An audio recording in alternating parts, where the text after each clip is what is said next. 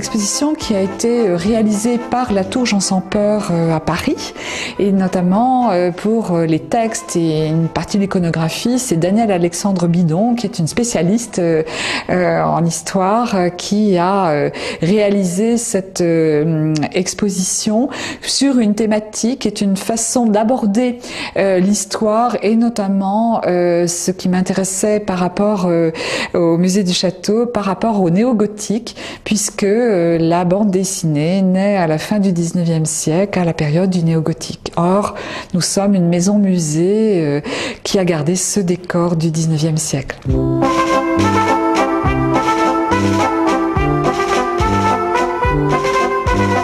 Il y a énormément de BD qui s'inspirent du Moyen-Âge, et on voit très souvent le thème du château, du chevalier, de la princesse. Ce sont de véritables stéréotypes, et c'était ce que je trouvais intéressant.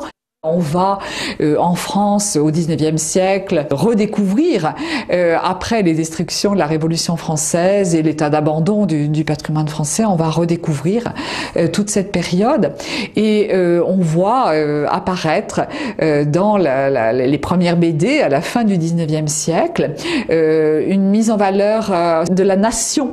Au XIXe siècle, on a besoin de construire l'histoire de la France véritablement, et on va puiser dans le Moyen-Âge. On va mettre en valeur particulièrement des personnages historiques tels Saint-Louis, Clovis, Jeanne d'Arc. Ils deviennent un petit peu des stéréotypes, si vous voulez, qu'on retrouve très bien dans la BD. La BD est finalement assez politique. Finalement, elle est le reflet exact de la société.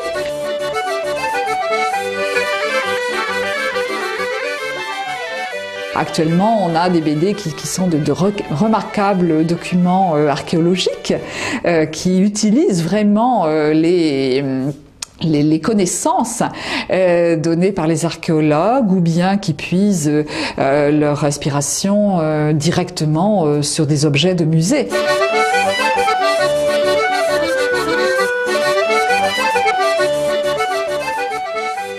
Cette exposition, qui vient d'ailleurs d'être présentée au Festival de la BD à Angoulême, nous intéressait particulièrement parce qu'elle va nous permettre d'accueillir des publics multiples, aussi bien des enfants pour lesquels nous organisons des ateliers avec un dessinateur de BD, ainsi qu'une nuit de la BD pour la nuit des musées le 14 mai, que des adultes qui vont pouvoir replonger dans leurs souvenirs d'enfance, mais surtout comprendre l'analyse que Danielle Alexandre Bidon fait de cette BD qui est destinée au plus large public et qui en quelque sorte modèle notre imaginaire. Nous avons tous lu des BD étant enfants, et bien maintenant il faut réfléchir à leur contenu au-delà du plaisir que l'on peut avoir à lire une BD et des illustrations qui sont pour moi des œuvres tout à fait remarquables. Les dessinateurs de BD méritent absolument d'être considérés comme de vrais artistes, et c'était aussi une gageure que de les présenter en tant que tels